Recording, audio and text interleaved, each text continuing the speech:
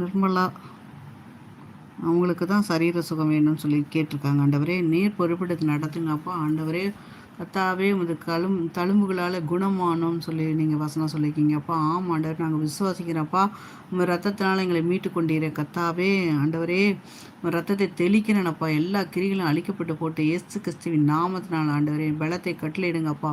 ஆண்டவரே பரிபூர்ண சுகத்தை கட்டளையிடுங்கப்பா. உங்கள் பலவீனத்தெல்லாம் நீங்கள் மாற்றிக்கிடுங்க. உங்கள் ரத்தத்தை தெளிக்கிறேன் இயேசு கிறிஸ்துவின் நாமத்தினாலே.